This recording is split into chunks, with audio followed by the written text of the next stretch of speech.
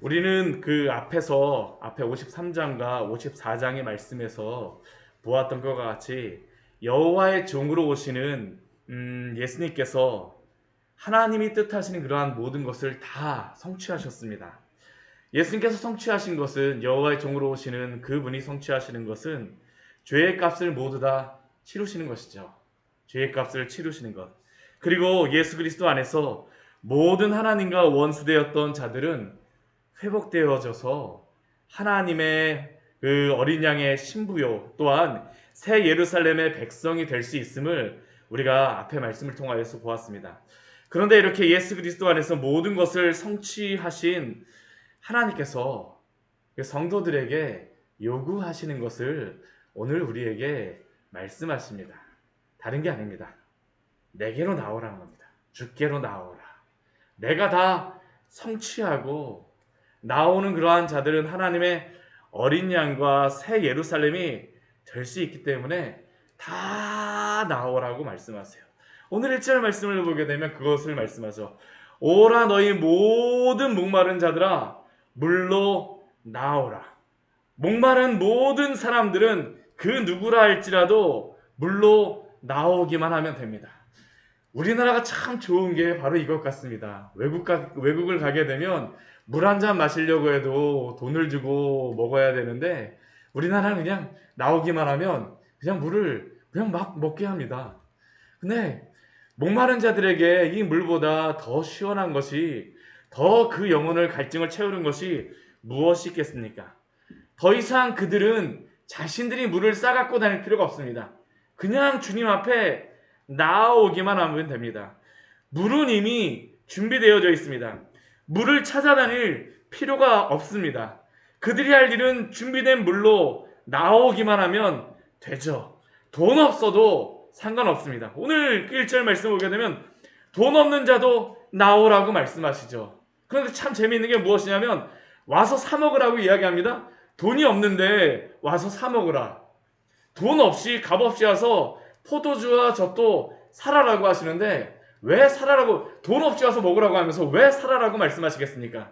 이미 값이 치루어졌기 때문이죠. 값이 이미 치루어졌기 때문에 돈을 가지고 올 필요가 없습니다. 누가 치르셨습니까?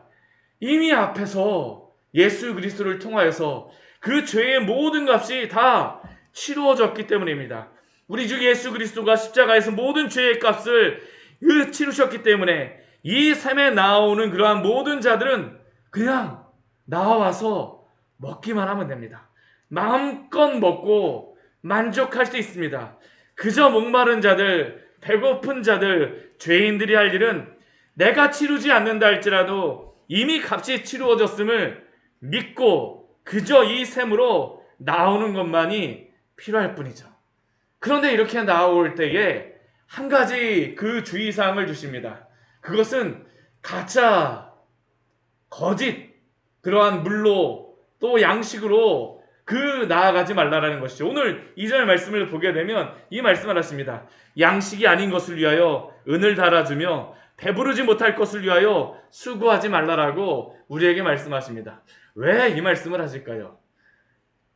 이거 물로 그냥 나와서 그냥 공짜로 먹으라는데 믿지를 못하는 것입니다. 아니, 이 귀한 것을 어떻게 우리가 돈도 내지 않고 값도 치르지 않고 어떻게 먹을 수 있는가?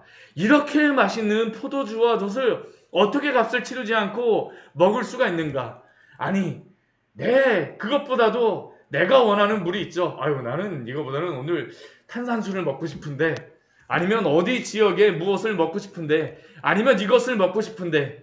그런데 오늘 주님께서 우리에게 말씀하시는 것은 무엇입니까? 그것은 양식이 아니라고 말씀하십니다. 거짓 음료요. 거짓 양식이라고 말씀하시죠. 그것을 먹으면 배부르고 우리의 목마른 그러한 갈증이 다 사라질 것 같지만 오히려 더 목마르게 됩니다. 아무리 목마르다고 해서 바닷물을 벌컥벌컥 먹는다고 해보십시오. 그 목마름이 사라집니까? 아닙니다. 더 목마를 수밖에 없습니다. 그 짠물을 먹게 되면 오히려 더 목이 말라서 오히려 다른 물이 필요함을 깨달을 수밖에 없죠.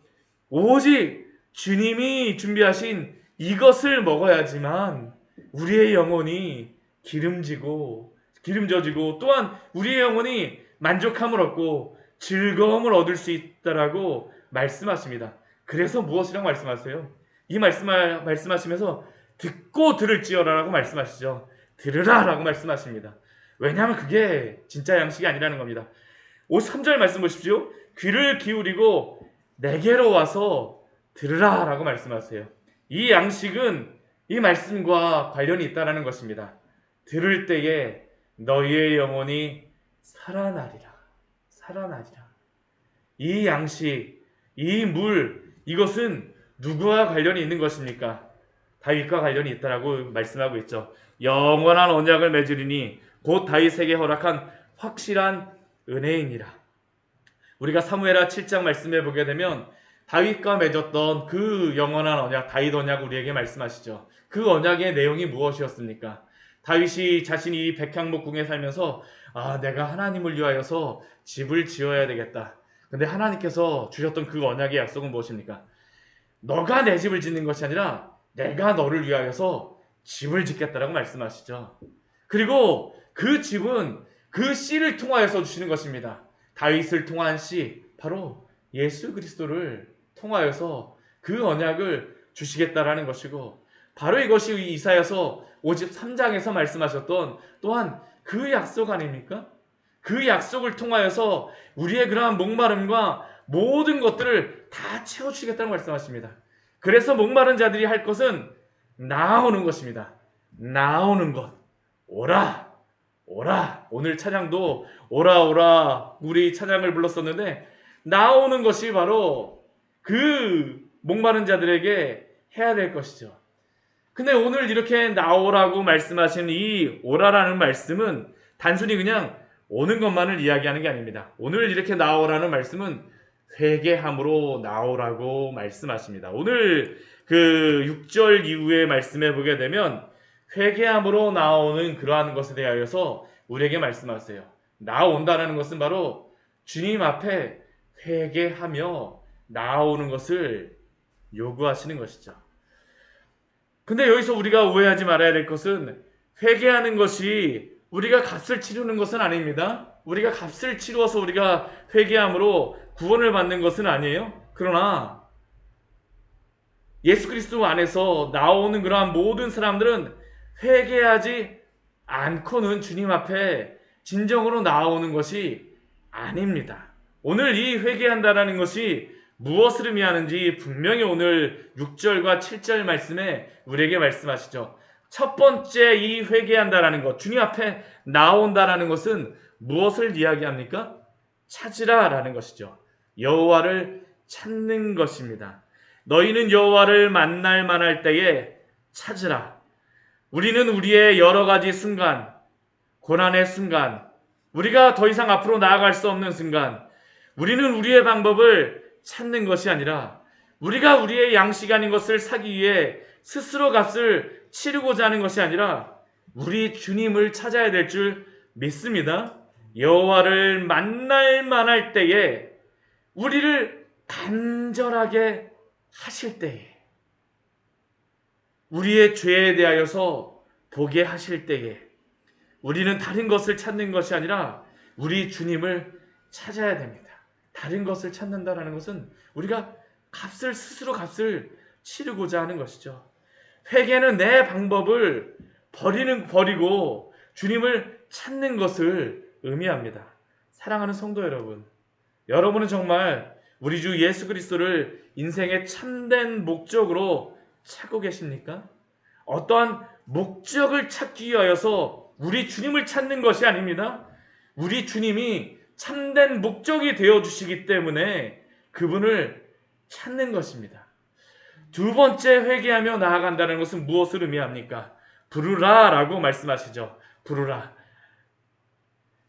가까이 계실 때에 그를 부르라 라고 말씀하세요. 이사야의 말씀을 보게 되면 이스라엘 민족의 그러한 죄가 무엇이었습니까? 그들은 여호와가 그 옆에 계심에도 불구하고 하나님을 부르지 않습니다.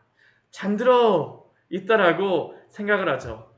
오히려 그러면서 나중에 너무나도 힘드니까 그 하나님이 잠들어 계시다라고 생각을 하고 깨어나소서라고 그들이 불렀지만, 그러나 주님은 그때에도 그 옆에 계셨습니다. 함께 하셨습니다. 주님을 부르짖으십시오. 그분을 찾으십시오. 그분을 부르는 것처럼 하면서 나의 방법을 신뢰하지 마십시오. 참된 도움이신 그분을 부르십시오. 너는 내게 부르짖으라. 내가 내게 응답하겠고 내가 알지 못하는 크고 은밀한 일을 오늘도 우리에게 보여주실 줄 믿습니다. 또한 세 번째 회개한다라는 것은 버린다라는 것을 우리에게 말씀하고 있죠. 우리 7절 말씀을 보게 되면 악인은 그의 길을, 불의한 자는 그의 생각을 버리고라고 말씀하십니다. 성도들이 예수님을 믿고 하나님을 찾고 부르짖는다라고 하는 것은 성도들이 자신의 그러한 모든 것들을 다 내려놓고 버리는 것을 먼저 요구하시는 것을 우리가 기억해야 합니다. 내가 하나님을 찾고 부르짖었기 때문에 내가 회개하였다라고 우리가 생각하는 또한 오해를 하고 있지만, 이렇게 부르짖으면서 우리는 때로는 우리가 눈물을 많이 흘릴 수도 있고 또한 죄를 뒤집었을 수도 있고 옷을 찢을 수도 있습니다. 이것을 회개라고 생각할 수도 있습니다. 여기까지만을 우리가 회개라고 우리가 생각하기도 하지만, 그러나 참된 회개는 무엇일까요? 불의한 자는 그의 길과 그의 생각을 버리는 것을 반드시 우리 주님께서는 요구하십니다. 눈물을 많이 흘렸다라고, 많이 기도했다라고 시간 싸움을 우리가 하는 것이 중요한 것이 아닙니다. 하나님 앞에 나온다라는 것은 그 죄악의 길에서 얻었던 것들을 버리는 것을 의미합니다. 우리 주님이 세상의 다른 모든 것보다 귀중하다라는 것을 발견한 사람들은 항상 이것이 일어날 수밖에 없죠. 우리가 마태복음 13장의 천국 비유에서 우리가 볼 수 있는 그 말씀이 무엇이었습니까? 우리 그 진주장사 비유와 또 밭에 감추인 그 보물 비유에서 밭에 감추인 보물을 발견한 사람은 무엇합니까?